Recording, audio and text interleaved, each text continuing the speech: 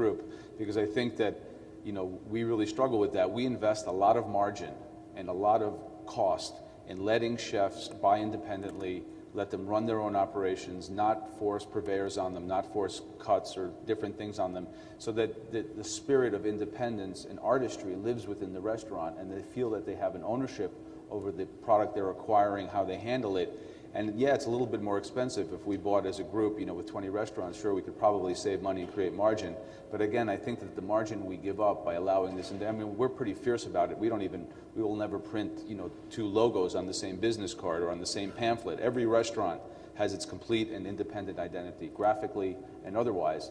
And I think that that really empowers the people who create the art and create the hospitality every night, that they're not part of some chain where, you know, some chain in the sense of when it could be negative, that they're being, standards are being imposed on them, and it's true artistry what they do. And I think that that translates into the customer experience every night and what they eat on the plate and how they're treated in the restaurant. And of course, you're assuming that that chef understands food costs, because one of the things that was brought to mind was this story in the Times today, as Danielle realized they did some forensic accounting and they couldn't figure out why they were losing money on their margin or something, and it was blamed on the sauce. It was the high quality ingredients in the sauce. It wasn't necessarily the protein, but it was the sauce that was killing you.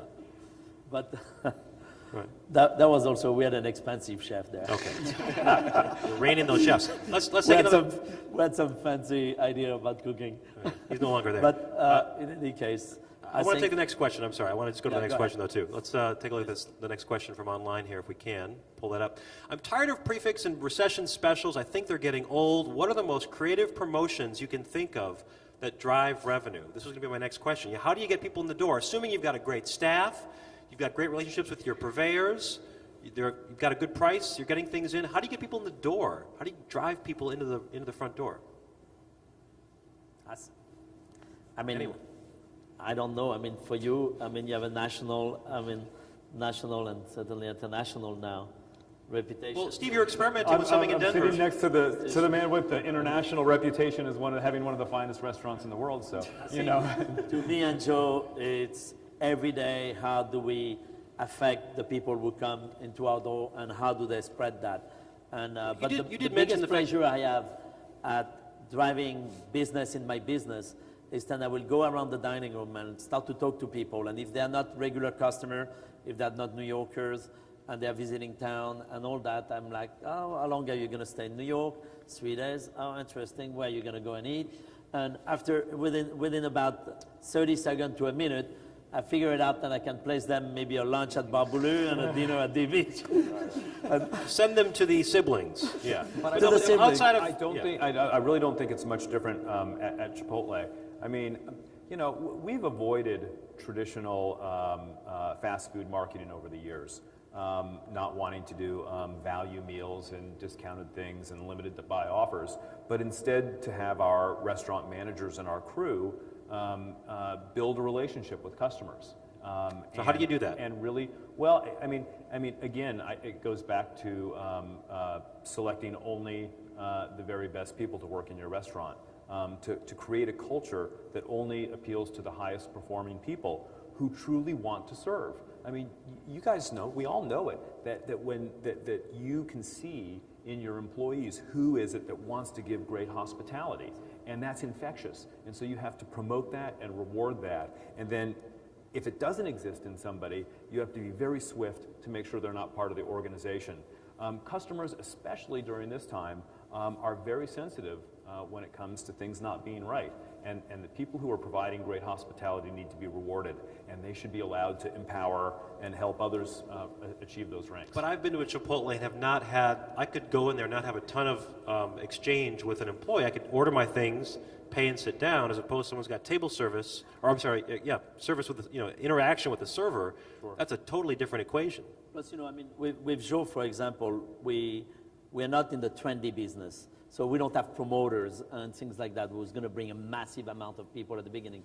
And so I think it's all on the soul, the reputation, what we represent, I think, as restaurateur, and how much trust there is in us when we do something.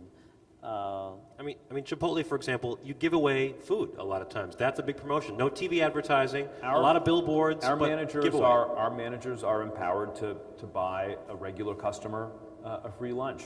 In the early days, I mean, I remember I didn't do any advertising, and when somebody who had been into the restaurant before came back with some new people and introduced them to the concept, saying, "Wow, look, here's how you do it, and try this and try that." I'd say, "Hey, thanks for bringing these people in and buy their food," and that has become part of our culture.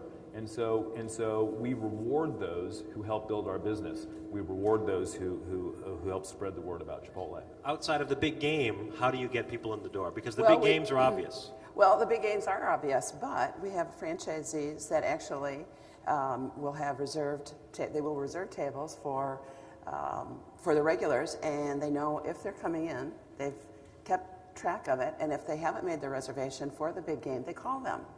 And they say, "Hey, maybe it slipped your mind. I didn't know, you might not know that the game's on. Do you want your table?"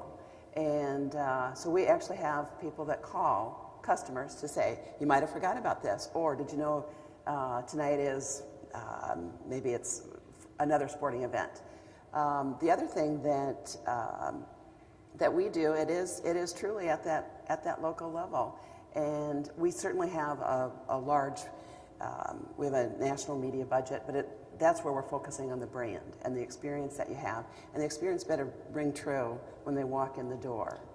I would say anybody messing around with social media, like Twittering or Facebook, the guys who have the Korean tacos in LA, they Twitter where they're going to be, and there's people waiting 3 hours for tacos in LA. Anybody messing around with getting people to do? We have our mychipotle.com where you can go to mychipotle.com and submit your own advertisement, make videos, make audio, and other people can watch that and share ideas. And basically what we've learned is that our customers are the very best at turning on new people to the Chipotle brand. And so this is a really great way to capture their enthusiasm and their expertise, if you will, by sharing those experiences. Anybody else want to chime in on this, or I'll take the next question? No? Okay, let's go to the next question. Up on the screen, if we will. What do you envision the restaurant industry to look like a year from now? How about in 5 years? Now, granted, we've done this in Aspen before, and no one would have said, the bottom would drop out and the economy would be in the tank. And these were very short windows. So is it possible even to predict where we're going in a year from now?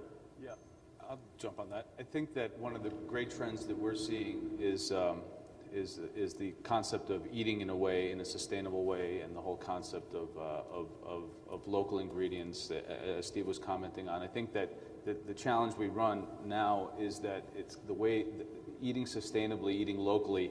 I hate to use organic because it's a really kind of misused, I think, word in our country. But teaching people how to eat in that way and running restaurants that can truly acquire proteins, produce in a local and sustainable way is a very expensive and a very big step, and something that's very difficult. And I think the first challenges we have are communicating what does that mean, whether it be sustainable or wines or foods that are sustainable and local. And the second question is that I think it's perceived by a lot of people as being very elitist, because it's so expensive, because it's such a refined group of people who could afford to eat in a restaurant that way. And I think that thanks to people like Steve and companies like Chipotle, that's the first step of making it more accessible.